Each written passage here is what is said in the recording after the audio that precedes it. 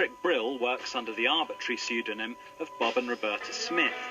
He makes deliberately shoddy exhibitions of unreadable signs and videos that record stories of professional humiliation.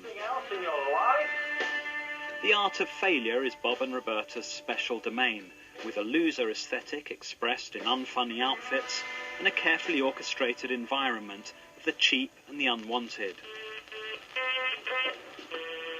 A lifestyle as art form isn't a new idea, but the original contribution here is that the lifestyle should be as abject as possible without ever actually grinding to a halt. A team of collaborators drift in and out of this ongoing artwork, joining in with pointless tea-time rituals and desultory conversation. I've eaten the egg and I was going to sleep, right? At the centre of Bob&Roberta's activities is the proposal that a rock band could be a work of art, so long as the musicians cut down on effort by learning the tunes to their songs in a very short time. It won't take all day, of course. Minutes, really.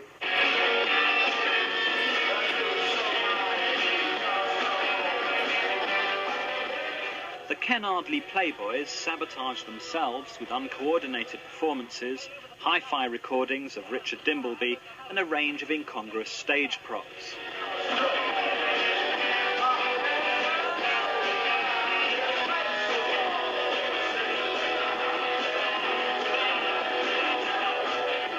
But the act is deliberately designed to strike a sympathetic chord with the contemporary art world, now 5 years into an art market collapse. There are lots of people doing these sort of cruddy, grotty shows, and I think they are cruddy and grotty, and nobody's trying to make them very groovy and slick and white space.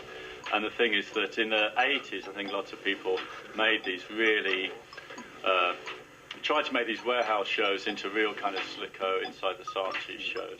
But now they're really, people are just sort of forgetting about that, and it's much more kind of grungy and straightforward, and people are saying, well, it's a shit show in a shit space, and maybe the work is crap as well. But then maybe it's good outside of that.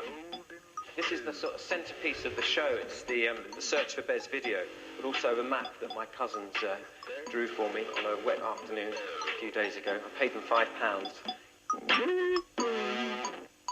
Cheerfully amateurish, The Search for Bez celebrates the life of the dancer with the now defunct Manchester band The Happy Mondays.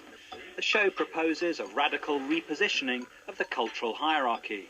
He is one of the major icons of British cultural life in the last 10 years. You know, certainly on a par with someone like Salman Rushdie or Dennis Potter.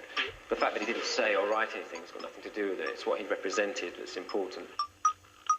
The aesthetic of my show is similar to the aesthetic of the Happy Mondays because they were notorious for their live performances being totally untogether and ragged, but being really compelling for that very reason, a bit like the Sex Pistols.